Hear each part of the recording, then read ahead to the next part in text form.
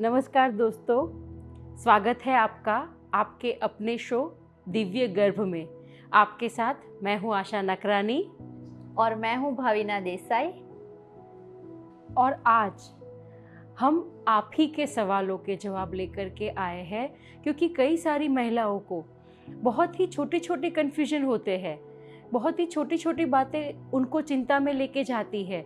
तो आज उन सभी सवालों के जवाब हम जानेंगे कि जो आपने हमें YouTube के माध्यम से भेजे हैं। तो दोस्तों, शुरुआत करते हैं पहले सवाल से। पहला सवाल है कि क्या प्लानिंग करते समय बाल धोने चाहिए या नहीं धोने चाहिए? जैसे कि आज का हमारा ये पहला सवाल है, उसका आंसर ये है दोस्तों कि प्रेगनेंसी के समय यानी कि प्लान करते समय हमें बाल हेयर वॉश करने चाहिए या नहीं। तो हेयर वॉश करने के पीछे कोई भी साइंटिफिक रीज़न नहीं है। और जब भी कोई महिला प्लानिंग कर रही है तो वो अपनी प्रेगनेंसी को लेकर बहुत ही कॉन्शियस रहती है और छोटी छोटी चीज़ों को लेकर वो परेशान हो जाती है।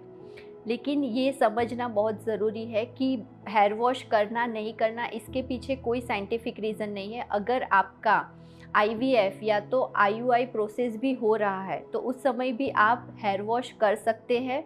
इससे आपकी प्रेगनेंसी कंसीव होने ना होने में कोई फ़र्क नहीं पड़ेगा।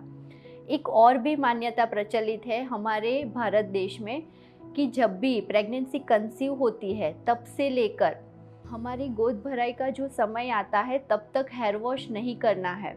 और ऐसा कहा जाता है कि जब आप इस समय के अंदर हेयर वॉश करते हैं तो गर्भपात होने की संभावना बढ़ जाती है या तो बच्चे में कुछ ना कुछ दिक्कतें आने की संभावना बढ़ जाती है। लेकिन साइंटिफिक देखा जाए तो इसके पीछे भी कोई भी ऐसी वजह नहीं है कि अगर आप हेयर वॉश करेंगे तो आपकी प्रेगनेंसी में कोई दिक्कतें आएगी। और अगर हम इसको लॉजिकल तरह से देखें तो पूरे देश में या तो मैं ये कहूँ कि पूरी दुनिया में कितने सारी महिलाएं प्रेग्नेंट होती है और बच्चे को जन्म भी देते हैं। तो क्या वो लोग भी इसको मानते हैं क्या? नहीं, वो भी हर महीने या तो ये कहे कि हर वीक हेयर वॉश करते हैं, लेकिन फिर भी उनके बच्चे तंदुरुस्त और परफेक्ट आते हैं। तो बस हमें इन सब मान्यताओं में नहीं फंसना है और अवेयरनेस के साथ अपनी प्रेगनेंसी को एंजॉय करना है। तो दोस्तों, अभी आगे बढ़ते हैं हमारे नेक्स्ट क्वेश्चन के तरफ। तो दूसरा क्वेश्चन ये है कि कैसे खुद से कंफर्म करें कि आप प्रेग्नेंट हैं। ऐसे क्या लक्षण है जिससे आपको पता चले कि आप प्रेग्नेंट हैं? भाविना, वैसे तो इस सवाल का आंसर बहुत ही सीधा है कि प्रेगनेंसी टेस्ट करने से ही हम कंफर्म कर सकते हैं। परंतु यस, कई सारे मदर्स वो टेस्ट करने में अगर डिले कर रहे हैं या तो उनको पहले से ही ऐसा होता है कि इसके जो भी सिम्टम्स है प्रेगनेंसी के वो मुझे जानने हैं। तो सबसे पहला जो सिम्टम है वो है कि आपका पीरियड का मिस होना। आपकी जो पीरियड साइकिल है उससे आप वो अगर मिस कर रहे हो तो ये पहला सिम्टम है। फिर होता है कि अगर आपकी प्रेगनेंसी कंसीव हो गई है तो 4th वीक या 5th वीक पे आपको ब्रेस्ट में एक हैवीपन लगता है, चीका मचलना, थोड़ा सा स्मेल और टेस्ट के प्रति बदलाव, लोअर एब्डोमेन जहाँ पे हमारा नाभि के नीचे का जो भाग होता है पेट का, उसमें हल्का सा हैवीनेस लगना, और कभी कभी आपको कुछ वीकनेस या तो हल्का बुखार आता है, ऐसी फीलिंग भी होती है। परंतु आप जब अपना टेस्ट करते हैं, चाहे वो आपकी साइकिल मिस होने के बाद 1 हफ्ते बाद करें, विश्वास उसी के ऊपर करें, क्योंकि सिम्टम कभी कभी हमारे साइकोलॉजिकल भी हो सकते हैं। परंतु यस, इतने सारे सिम्टम एक साथ में आते हैं तो वो साइकोलॉजिकल नहीं होते हैं दोस्तों। तो डॉक्टर को विजिट करें या तो घर पे भी आप प्रेगनेंसी टेस्ट कर सकते हैं। और इसके बाद का नेक्स्ट क्वेश्चन हमारे पास जो आया है वो है कि क्या ज़रूरी है कि हर एक महिला की प्रेगनेंसी के सिम्टम्स एक जैसे हो? तो जब हमारी 5 उंगलियां एक जैसी नहीं है दोस्तों, तो सिम्टम्स एक जैसे कैसे हो सकते हैं? हर महिला के शरीर का स्ट्रक्चर, उनकी अंदरूनी बनावट और बाहरी बनावट, वो दोनों ही अलग अलग है। तो हर एक महिला के शरीर, उनके हार्मोनल बैलेंसिंग, या तो कहे कि उनके स्वभाव, उनके वर्तन के हिसाब से उनका वर्तन, उनके विचार के हिसाब से उनकी प्रेगनेंसी के सिम्टम्स भी अलग अलग ही होते हैं। हर एक महिला के प्रेगनेंसी के प्रति विचार अलग है, दृष्टिकोण अलग है, तो प्रेगनेंसी के सिम्टम्स सेम नहीं हो सकते हैं। यस, कुछ कॉमन सिम्टम्स हैं कि जैसे फिज़िकल सिम्टम्स हम कहें, जी मचलाना, फूड के प्रति अरुचि, या तो फिर वॉमिटिंग, नोशिया फीलिंग होना, पर ये भी हम ये नहीं कह सकते हैं कि कंपल्शन सबके लिए है, क्योंकि कई महिलाएं जो अपने आप को पहले से प्रिपेयर कर रहे हैं, प्री प्रेगनेंसी से गर्भ संस्कार को फॉलो कर रहे हैं, उनको ये दिक्कतें नहीं आई है। यस, हम ये कह सकते हैं कि 70 to 80% महिलाओं को ये कॉमन सिम्टम्स होते हैं, परंतु प्रेगनेंसी सबकी अलग अलग होती है। और जैसे कि मैं और आशा, हम दोनों के बच्चे हैं और दोनों में 2 साल का डिफरेंस है। तो मेरी प्रेगनेंसी में भी मैंने गर्भ संस्कार फॉलो किया था, प्री प्रेगनेंसी में फॉलो किया था, आशा ने भी गर्भ संस्कार फॉलो किया था, लेकिन फिर भी हम दोनों की प्रेगनेंसी अलग अलग थी, हम दोनों के सिम्टम्स अलग अलग थे और हम दोनों के बच्चों के स्वभाव भी अलग अलग है, क्योंकि दोनों माँ के स्वभाव अलग अलग है। तो जैसा आपका स्वभाव है, आपका अपनी प्रेगनेंसी के प्रति जो भी दृष्टिकोण है, जैसे कि आशा ने हमें बताया, आप क्या सोचते हैं अपनी प्रेगनेंसी को लेकर, उस हिसाब से आपकी प्रेगनेंसी आप फील करते हैं, एंजॉय करते हैं। अब जो अगला क्वेश्चन है, वैसे तो बहुत ही कॉमन है कि पीरियड मिस होने के बाद प्रेगनेंसी टेस्ट कब करना चाहिए, तो ये बहुत ही नॉर्मल और कॉमन क्वेश्चन है, पर कई सारी महिलाएं इस सवाल को लेकर अपने अंदर अंदर ही जूझती रहती है। तो दोस्तों, जनरली आपकी पीरियड साइकिल की जो 27 से लेकर के 33 दिन तक की हो सकती है, ये अगर आपके मिस होती है, अगर समझ लीजिए कि आपकी पीरियड का फर्स्ट डे इस बार 21 है और अगली बार अगर आपका 21 डे चला गया, फिर उसके बाद 3-4 दिन और गए हैं, तो तब आप अपना प्रेगनेंसी टेस्ट कर सकते हैं। और जिन महिलाओं की पीरियड साइकिल अनियमित है, उनको प्लानिंग के बाद 21 दिन के बाद टेस्ट करना चाहिए, ताकि वो रिजल्ट को टेंटेटिवली जान सके। हम कंफर्म नहीं कह सकते हैं, परंतु यस, आप तब टेस्ट कर सकते हैं, क्योंकि इतना दिन इम्प्लांटेशन के लिए लगता है। और फिर दोस्तों, नेक्स्ट क्वेश्चन एक ये है कि पहले 3 महीने में मिसकैरेज को कैसे अवॉइड किया जाए। तो आशा, इसके लिए इतना ज़्यादा स्ट्रेस लेने की ज़रूरत नहीं है, लेकिन बस सिर्फ थोड़ी सी छोटी छोटी बातों का ध्यान रखने की ज़रूरत है। जैसे कि पहले 3 महीने माँ बहुत कुछ सोचती है अपनी प्रेगनेंसी को लेकर, अपने बच्चे को लेकर, कि उसका ग्रोथ अच्छा हुआ होगा कि नहीं, सब कुछ ठीक है कि नहीं, और शरीर में भी बहुत सारे बदलाव आते हैं। तो कहीं ना कहीं हमें थोड़ी थोड़ी चिंता होने लगती है, लेकिन आपको स्ट्रेस बिल्कुल भी नहीं लेना है, और इसमें आपकी मदद करेगा मेडिटेशन। तो जब आप मेडिटेशन से जुड़े रहेंगे तो एक तो आपसे स्ट्रेस दूर रहेगा, सेकंड कि आप पॉजिटिव रहेंगे, और पॉजिटिव रहने के लिए आप अच्छी बुक्स भी पढ़ सकते हैं, अच्छा म्यूज़िक सुन सकते हैं। जब भी आप कुछ काम कर रहे हैं तो आप म्यूज़िक सुनते सुनते वो काम करें, तो आपका काम भी अच्छा रहेगा और साथ में आपके विचार भी अच्छे रहेंगे। तो बुक्स और म्यूज़िक के साथ जुड़ने से आपके विचार पॉजिटिव रहेंगे, आपका मन शांत रहेगा, क्योंकि आप डेली मेडिटेशन से जुड़े हुए हैं। और इसके साथ ही आपको थोड़ा सा और ध्यान रखना है कि भारी चीज़ों को नहीं उठाना है, चलने में थोड़ी शांति रखनी है, क्योंकि अभी हमें ये याद रखना है कि मेरी प्रेगनेंसी कंसीव हो गई है और मेरे अंदर भी एक दिव्य आत्मा ग्रो कर रही है। तो बस ये सिर्फ छोटी छोटी चीज़ें हैं जो आपको ध्यान रखनी है। और हाँ, एक सबसे ज़रूरी बात कि आपको ज़्यादा से ज़्यादा समय नेचर के साथ बिताना है, क्योंकि नेचर में हीलिंग पावर होता है जो आपको पॉजिटिव रखने में, शांत रखने में, ग्रो करने में और मानसिक शांति के लिए बहुत ही हेल्प करेगा। एंड यस दोस्तों, और डिटेल में जानने के लिए आगे के कुछ एपिसोड्स को भी आप देख सकते हैं, जिसमें ट्राइमेस्टर वाइज पूरा डिटेल में बताया गया है। तो चलिए आगे बढ़ते हैं हमारे एक और सवाल की तरफ।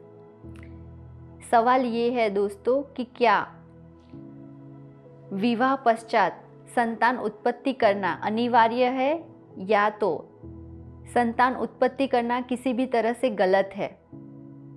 एक्चुअली भाविना, ये क्वेश्चन हम देखने जाए तो ये गर्भावस्था के साथ जुड़ा नहीं है, परंतु ये जो सवाल है वो एक सामाजिकता के साथ जुड़ा हुआ है। इस सवाल का जवाब हर एक व्यक्ति के लिए अलग अलग हो सकता है, क्योंकि मेरी थिंकिंग अलग है, भाविना की थिंकिंग अलग है। तो शादी के बाद बच्चों को इस पृथ्वी पर लाना चाहिए कि नहीं लाना चाहिए, वो सबकी इंडिविजुअल सोच है। इसके ऊपर हम कुछ भी परमानेंट या कुछ भी सटीक आंसर नहीं बता सकते हैं, क्योंकि कोई व्यक्ति ऐसा है कि जिनको इस संसार में इंटरेस्ट नहीं है, तो उनके लिए नहीं लाना बेटर है। परंतु कोई व्यक्ति ऐसे है कि जिनको संसार में रहकर निर्माण करना है, जैसे हमारे पत्री जी कहते हैं, तो उनके लिए संसार में बच्चों को लाना आवश्यक है। एंड अगर हम इसको स्पिरिचुअली देखने जाइए तो हर एक स्त्री का शरीर, एक स्त्री तत्व उसके अंदर क्यों दिया है, हमने स्त्री के शरीर को क्यों प्लान किया है, क्योंकि स्त्री का शरीर ही सर्जन कर सकता है। तो स्त्री के शरीर में वो नेचुरल पावर्स ईश्वर ने दिए हैं कि वो एक संतान को इस पृथ्वी पर लाए, वो इस संसार की जो यात्रा है उसको आगे बढ़ाए। तो वैसे देखने जाए तो हर एक स्त्री का यह दायित्व है कि उनको इस संसार को आगे बढ़ाने में अपना योगदान ज़रूर से देना चाहिए। हर एक माता पिता का ये दायित्व है कि उनको इस संसार को आगे बढ़ाना चाहिए। परंतु यस, अगेन ये सबकी अपनी पर्सनल सोच है, और ऐसा नहीं है कि बच्चे आने से हमारी रिस्पॉन्सिबिलिटीज़ बढ़ जाएगी, हमारी फ्रीडम ख़त्म हो जाएगी, बिल्कुल नहीं। जब बच्चे आपके परिवार में, आपके घर में आएंगे, आपके दिल में आएंगे, तो दोस्तों आपकी प्यार करने की क्षमता बढ़ती जाएगी, आपके जो हृदय का फैलाव है वो बढ़ता जाएगा। क्योंकि हम जो अनकंडीशनल लव सीखते हैं, लव देते हैं, वो बच्चों से ही सीखते हैं और अपने बच्चों को ही देते हैं। तो यस, अगर मेरे हिसाब से देखने जाए तो बच्चों को अवश्य इस पृथ्वी पर लाना चाहिए। संतान उत्पत्ति एक स्त्री और पुरुष के लिए अनिवार्य है।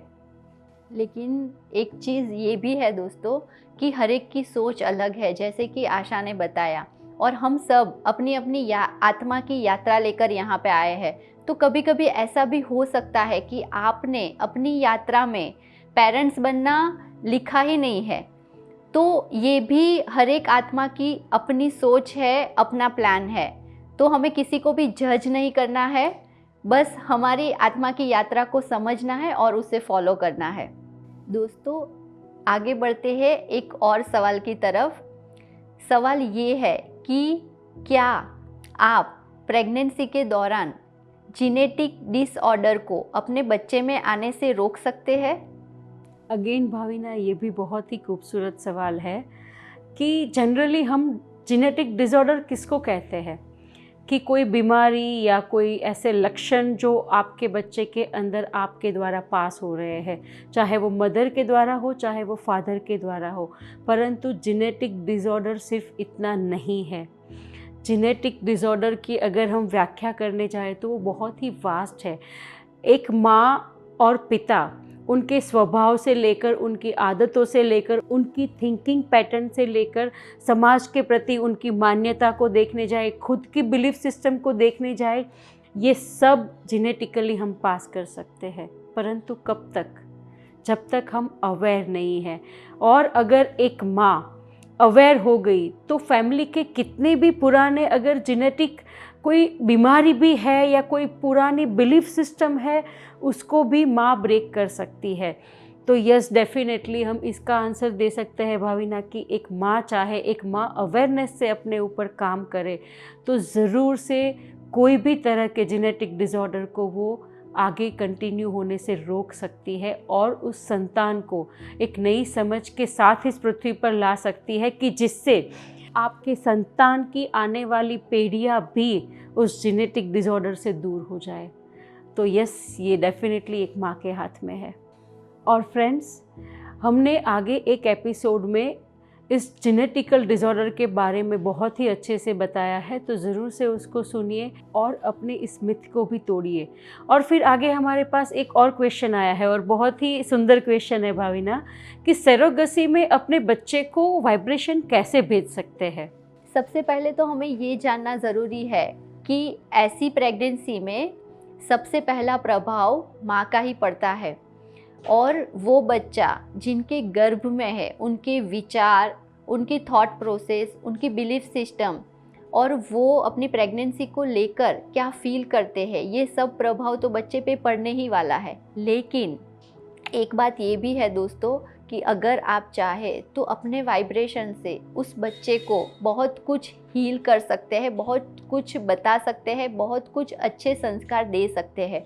तो इसके लिए सबसे पहली बात तो ये है कि आपको उसके आसपास रहना है, और अगर ये पॉसिबल नहीं है तो आप जहाँ कहीं भी है वहाँ आप मेडिटेट कर सकते हैं। मेडिटेशन में बैठ के आप उस बच्चे को divine love and light share कर सकते हैं। और हमने हमारे आगे के एपिसोड जिसमें हमने मेडिटेशन के बारे में बहुत डीपली बात की है, उसमें अगर आप वो एपिसोड सुनेंगे तो उसमें आपको पता चलेगा कि कैसे हम मेडिटेट करके यूनिवर्स की डिवाइन लाइट को इनवाइट करके जो बच्चा वॉर्म में है उसको लव एंड लाइट भेज सकते हैं, उसको पॉजिटिव वाइब्रेशन भेज सकते हैं। और अगर आप उसके आसपास है तो आप उस मदर के वॉर्म पे हाथ रख के पॉजिटिव गर्भ संवाद कर सकते हैं। आप उस बच्चे में क्या क्या चाहते हैं ये सब बातें कर सकते हैं। उस बच्चे को आप कितना प्यार करते हैं वो सब आप उसके साथ शेयर कर सकते हैं, ताकि आप दोनों का बॉन्डिंग बाहर आने के बाद भी बहुत ही अच्छा हो, और जो संस्कार आप उस बच्चे में चाहते हैं उस पर आप इजीली काम कर सकते हैं। परंतु यस, मैक्सिमम असर उस मदर का ही होने वाला है जिनके वूम्ब में वो बच्चा है। तो कोशिश करिए कि उस मदर के आसपास के वातावरण को पॉजिटिव बनाएं, वो मदर को भी मेडिटेट करना सिखाएं, ताकि आप जो बच्चा आप सरोगेसी के द्वारा पाना चाहते हैं वो भी उतना ही डिवाइन हो। तो अब आते हैं दोस्तों हमारे आखिरी सवाल पर, और सवाल ये है कि क्या डायबिटिक वुमन कंसीव कर सकती है? ये भी अगेन एक ऐसा क्वेश्चन है कि जो बहुत सारी माताओं के अंदर आता है, और आजकल हम भाविना देख रहे हैं कि बहुत ही यंग एज में शुगर का प्रमाण बढ़ गया है। परंतु डायबिटिक वुमन भी प्रेगनेंसी कंसीव कर सकती है, और वो भी नॉर्मल नेचुरल वे में। यस, अगर कुछ और दिक्कत है तो अलग बात है, परंतु डायबिटीज़ को और प्रेगनेंसी को कोई भी कनेक्शन नहीं है। आपका बॉडी तो उसी हिसाब से काम कर रहा है, आपका वुम्ब तो उसी हिसाब से काम कर रहा है। परंतु यस, हम जब तक इस बिलीफ सिस्टम से बाहर नहीं निकलेंगे कि अरे मुझे तो शुगर है तो कैसे मैं कंसीव कर पाऊँगी, मेरे लिए क्या प्रेगनेंसी ईजी रहेगी, अगर हम इस डर में से नहीं निकले, अगर हम स्ट्रेस में से नहीं निकले, चिंता में से नहीं निकले, तो डेफिनेटली कंसीव करने में हमें दिक्कत होगी। परंतु यस, अगर आप अपने आप के ऊपर काम करते हैं, एक सकारात्मक सोच के साथ कंसीव करते हैं, गर्भ संवाद करते हैं, अपनी वुम्ब को हील करते हैं, तो डेफिनेटली आप नेचुरली नॉर्मली कंसीव कर सकते हैं। और ऐसे हमारे पास मदर है कि जिनका डायबिटीज़ उनको फर्स्ट प्रेगनेंसी में डिटेक्ट हुआ था, अभी सेकंड प्रेगनेंसी है, पर अभी वाली प्रेगनेंसी पहले वाली प्रेगनेंसी से भी वो बेहतर तरीके से एंजॉय कर रहे हैं। तो यस, आप अपने आप को बस थोड़ा सा टटोले और अपनी डिविनिटी को जाने, डेफिनेटली आप कंसीव कर सकते हैं। तो दोस्तों, अपनी यात्रा को डिवाइन बनाने के लिए खुश रहिए, गर्भ संस्कार को आज से ही फॉलो करना शुरू कीजिए, और एक हैप्पीनेस के साथ अपनी प्रेगनेंसी को देखिए, उसको महसूस कीजिए, अपने बच्चे के साथ गर्भ संवाद के ज़रिए एक अमेजिंग बॉन्डिंग बनाइए। और आप सभी का बहुत बहुत धन्यवाद हमें इतना सारा प्यार देने के लिए, हमारे साथ जुड़े रहने के लिए। धन्यवाद। PMC हिंदी बदले जीवन।